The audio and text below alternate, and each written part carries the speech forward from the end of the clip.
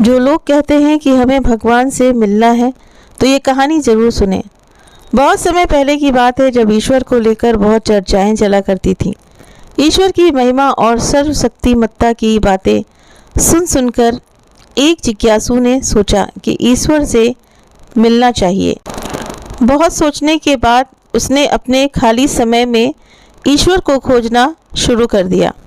काफ़ी खोजने के बाद भी जब उसको भगवान नहीं मिले तो वो एक मंदिर में गया और पंडित जी से बोला, पंडित जी, मैं ईश्वर से मिलना चाहता हूँ, कृपया आप मुझे ईश्वर के दर्शन करवाइए। तो पंडित जी बोले, आओ आओ, यहाँ दक्षिणा चढ़ाओ और ईश्वर के दर्शन कर लो। ये सुनकर जिज्ञासु बोला, महाराज, मैं असली ईश्वर से मिलना चाहता हूँ। पंडित जी बोले, फिर तो तुम्हें किसी योगी के पास जाना चाहिए। जिज्ञासु ने पूछा, मुझे योगी कहाँ मिलेंगे? पंडित जी ने कहा, यहाँ से 2 योजन दूर एक पहाड़ी पर एक योगी महाराज रहते हैं, वो तुम्हें ईश्वर प्राप्ति का मार्ग बता सकते हैं। जिज्ञासु बोला, क्या वो कोई दान दक्षिणा लेते हैं? पंडित जी ने कहा, नहीं, योगी किसी से धन नहीं लेते हैं। यदि तुम स्वेच्छा से कोई उपहार देना चाहो तो दे सकते हो। इसके पश्चात जिज्ञासु ने सोचा कि 2 योजन तो बहुत अधिक होता है, चलते चलते शाम हो जाएगी, मैं कल जाऊंगा। ऐसा सोचकर वो अपने घर चला आया। दूसरे दिन अपना सारा कामकाज जल्दी ख़त्म करके वो योगी से मिलने पहाड़ी की ओर चल दिया। चलते चलते वो थक गया। पास की एक झरना बह रहा था, वहाँ उसने हाथ मुँह धोए, पानी पिया और आगे चल पड़ा। आखिरकार मध्याह्न काल तक वो पहाड़ी पर पहुंच ही गया। उसने देखा कि पहाड़ी चारों ओर से मनमोहक फूलों की खुशबू से महक रही थी। झरनों की मधुर ध्वनियों से पूरा वातावरण गुंजायमान है और सामने के पेड़ पर गिरवे वस्त्रों में एक महात्मा बैठे बैठे फल खा रहे थे। उसने उस महात्मा को प्रणाम किया और पूछा, क्या आप ही इस पहाड़ी के योगी महाराज हैं? महात्मा बोले, तुम्हें योगी से क्या चाहिए? जिज्ञासु बोला, मुझे योगी महाराज से ईश्वर प्राप्ति का मार्ग जानना है। महात्मा हंसे और वहाँ से चल दिए। वो भी उनके पीछे पीछे चलने लगा। थोड़ी दूर जाकर फिर बोला, महाराज बताइए ना, क्या आप ही वो योगी हैं?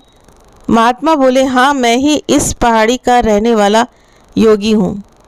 जिज्ञासु बोला, तो फिर आप मुझे ईश्वर प्राप्ति का मार्ग बताइए। महात्मा बोले, तुम ईश्वर को क्यों जानना चाहते हो?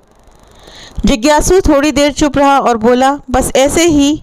महात्मा बोले, ठीक है, तो फिर कल आना। इस तरह 3 दिन बीत गए। योगी महाराज रोजाना कहते रहे, कल आना। चौथे दिन उस जिज्ञासु के सब्र का बांध टूट गया और वो बोला, गुरु जी, बताना है तो बताइए, अन्यथा मना कर दीजिए। मैं रोज़ रोज़ यहाँ आकर परेशान हो गया हूँ। महात्मा बोले, चलो ईश्वर से मिलने से पहले स्नान कर लें।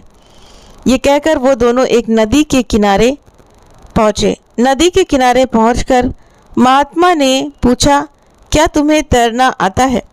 जिज्ञासु बोला, नहीं गुरुजी, मैंने तैरना नहीं सीखा क्योंकि मुझे पानी में उतरने से बहुत डर लगता है।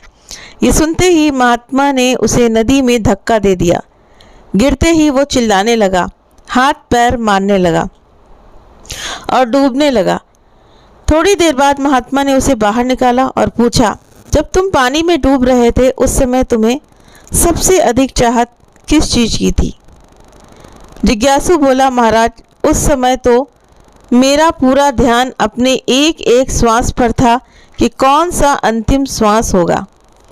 महात्मा बोले, क्या इसी तरह की चाहत तुम्हारी ईश्वर के प्रति भी है?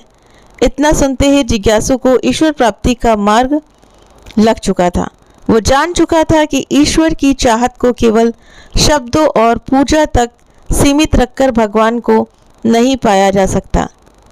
यदि सच में ईश्वर से मिलना चाहते हैं तो हमारे हृदय में ईश्वर के प्रति अटूट प्रेम, श्रद्धा और विश्वास होना ज़रूरी है। जब ईश्वर को आप दिल से चाहेंगे, निश्चय ही उसे दिल में पाएंगे। उस दिन तुम्हें ईश्वर मिल जाएंगे। ईश्वर का दर्शन करना है तो अपने अंदर ही करना है, लेकिन हम ईश्वर को बाहर खोजते हैं। ईश्वर कोई ढूंढने से, कहते नहीं ढूंढने से तो कहते हैं बड़े बुजुर्ग लोग कि ढूंढने से तो राम भी मिल जाते हैं। तो ईश्वर की खोज करना ज़रूरी है, लेकिन उसे सच्चा सतगुरु ही बता सकता है कि ईश्वर तक हम कैसे पहुंच सकते हैं।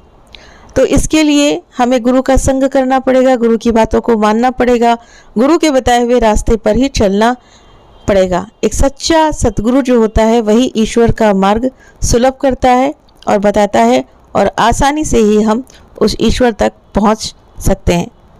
तो वीडियो पसंद आए तो वीडियो को लाइक करें, चैनल पर पहली बार है तो सब्सक्राइब करना ना भूलें। आप अपने कमेंट भी करके ज़रूर से ज़रूर बताइए कि ये कहानी आप सभी को कैसी लगी। ईश्वर को पाना सरल है या कठिन, तो प्लीज़ मुझे कमेंट करके ज़रूर बताएं। आप सभी के सहयोग के लिए बहुत ही बहुत धन्यवाद जो आप वीडियो देखते हैं चैनल पर आकर। Thank you.